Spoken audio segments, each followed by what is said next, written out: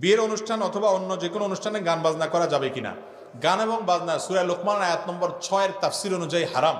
আব্দুল্লাহ ইবনে আব্বাস রাদিয়াল্লাহু তাআলা সহ বিশ্ববিখ্যাত মুফাসসিরগণ এই আয়াতের লাহু ওয়াল হাদিসের তরজমায় গান বাদ্যযন্ত্রের কথা বলেছেন। নবী সাল্লাল্লাহু আলাইহি সাল্লাম বলেছেন, আরবাউন ইয়াস্তাহিল্লুন, একটা সময় আসবে আমার উম্মত চারটা জিনিসকে হালাল মনে করবে। আল হির, জেনা, ব্যভিচার, আজকাল বয়ফ্রেন্ড গার্লফ্রেন্ড ইজি মনে করে যুবকরা, মনে করে এটা দোষে কিছু নাই, হারাম, অথচ হারামের ধারণা উঠে যাবে। ওয়াল হারির, সিল্কের ব্যবহার পুরুষদের জন্য, এবং ওয়াল খামার, মাদক, এটা কোনো বিষয় না, আজকাল হালাল হয়ে গেছে এমনটা আমাদের ধারণা। ওয়াল মাআজিফ, এবং বাদ্যযন্ত্র হারাম, এটাকে মানুষ হালাল মনে করে। আজকাল যুবকরা গান শুনে দোষে কিছু মনে করে না, জাগানাকা গান শুনতেছে সারাক্ষণ, অথচ গান শোনা হালাল না হারাম? মিউজিকের ব্যবহার থাকলে সেই গান শোনা হারাম। যে গানের কথামালার ভিতরে অবৈধ প্রেম ভালোবাসার কথা আছে সেগুলো হারাম।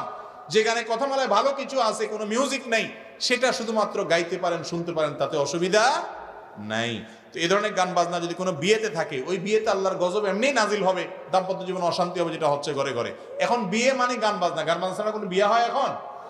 এই জন্য বিয়ের সাথে অটোমেটিক দাম্পত্য অশান্তি ফিরি, ঠিক না বে ঠিক? এরকম যুবক কি আছে দু চারজন যে বলবে আমার বিয়েতে কোনো গান বাজনা করতে দিব না? আসেননি দু চারজন? আল্লাহ যুবকদের বিয়েকে সহজ করে দেয়, মুরব্বীদের হেদায়েত দান করুক।